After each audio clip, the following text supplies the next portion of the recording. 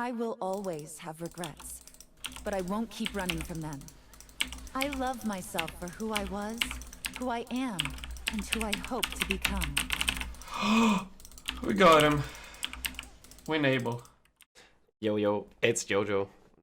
As a Dota veteran of 16 years, I've never really felt a reason to play League of Legends, because it's kind of the same thing, right? But I have always wondered what made it so popular.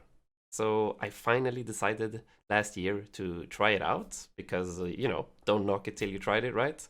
And after reaching Emerald, just one-tricking Jinx, I thought it was time to explore like the rest of the game. So now I'm on a mission here to try out and rate every single character champion, if you will, in League of Legends. So if you have like any suggestions or just want to hang out and discuss League of Legends with me, you're more than welcome to join my Discord server, and we have the link down in the description, as you know. But anyways, let's get into the video. This one's about Ahri and my gameplay, as well as some lore and how I rate her. Hope you enjoy, and I'll see you in the next one. Well, damn. Ahri's lore was way sadder than I expected. I was expecting more of a, a succubus type character that charms people for fun and just wants to, well, be euphoric and gets pleasure out of hurting others. But I do guess that it makes sense in terms of, hurt people. So, yeah. Because she doesn't know where she comes from. She gets raised by wolves.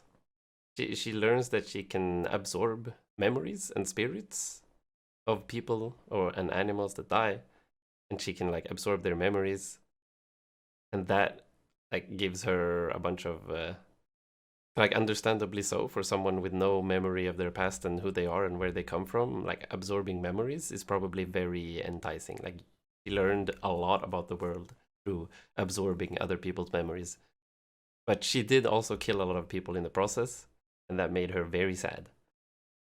So that is like a huge character development arc, where she just goes into a cave and tries to, well, quell the thirst and the hunger for memories that like give her a lot of like good euphoric feelings, to try to not kill people. She actually succeeds and manages to just take a few memories at a time from people without having to kill them.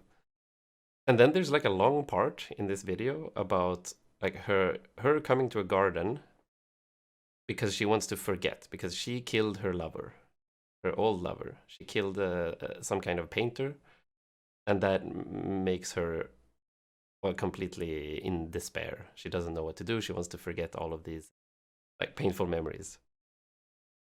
But somehow she, while in this garden with the gardener, that's like a special old lady, she has a way of getting rid of her memories. But as she does so, she recognizes that, oh, wait, I don't want to get rid of this memory. Like, this person, I loved him, he loved me, and we had a good time. I don't want to forget his face. She manages to come out of the spell and run away from that place. That is a much like sadder backstory than I was expecting, but also kind of interesting. I don't really get how it connects to her like in-game lore. Like, sure, she can harness the magic of the world around her. She can absorb memories and like the essence of people. I guess that makes her able to charm, if she like absorbs the essence of the person and makes them come towards her.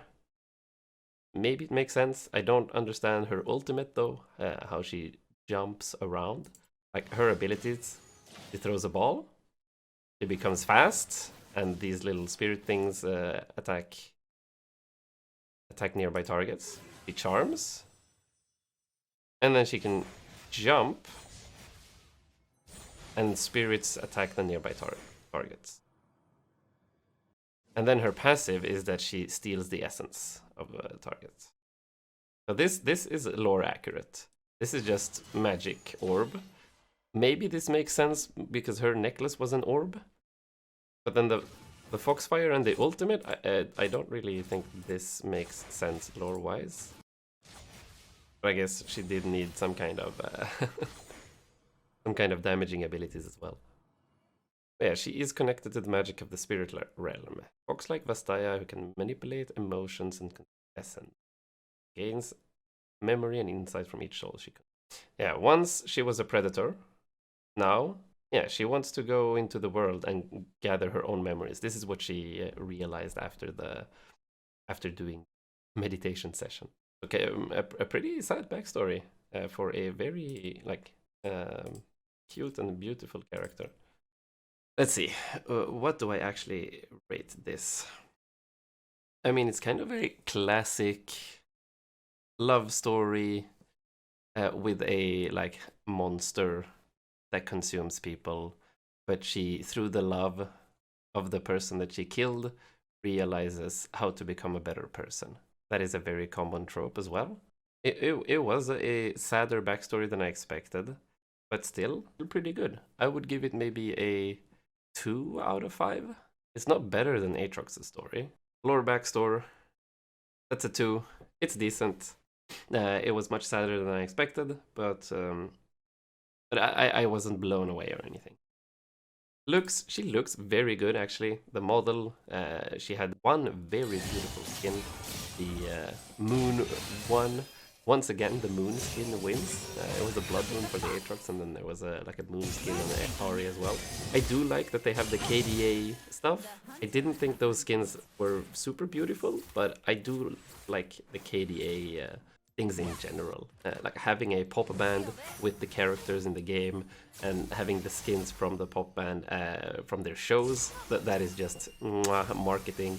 Very cool, very fun. And for the people that do love the band, I would imagine that it is amazing to play with the skins on. But I am gonna favor like fitting the theme and being like the core theme, fitting the core theme and being beautiful at the same time.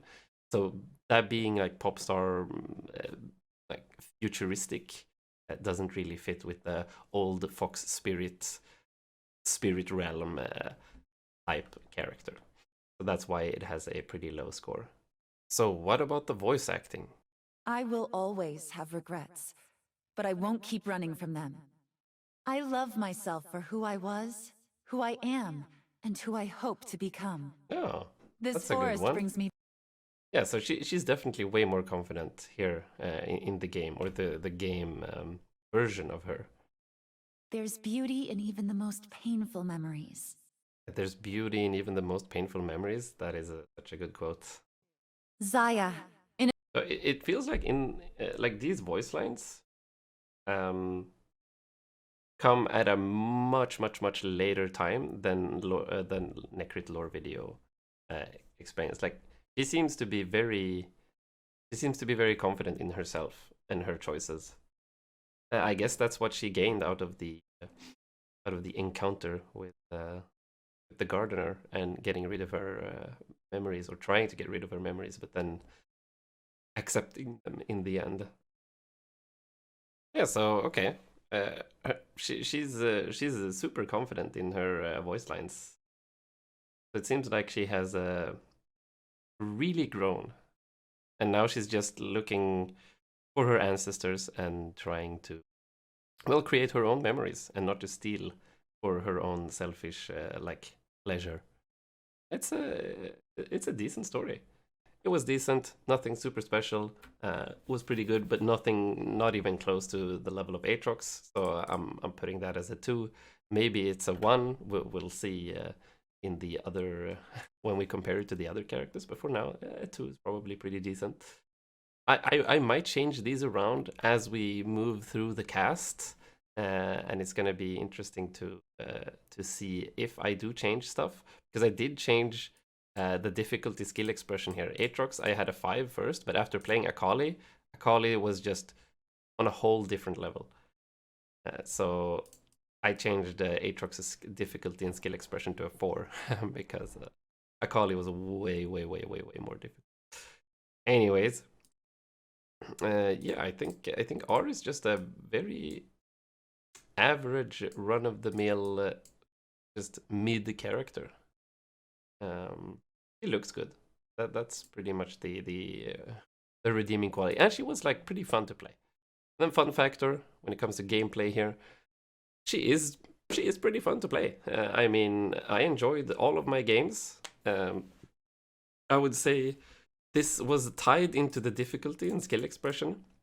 Like the only difficult part of her kit is hitting your charm and maneuvering around with your ultimate. Like to not overextend with it, to like stay right at the edge of tower range and like dodge skill shots with the ultimate. That's pretty much the only thing you have to think about. The Q, you just shove waves, you hit them. The W, you become fast, it auto targets, you don't really need to do anything. So the fun factor here is definitely tied to how easy it was to get into the champion. Because I had fun in my games. I felt like I could focus on the game and not have to be stuck in like learning mechanics. As you can see here, a little bit of a sneak peek into the Akali ratings. Yeah, we'll talk about that in the Akali video. But anyways, yeah, I combined the total average here. Let's actually combine the total average of 2.125. We'll round that down to a 2 for Ahri.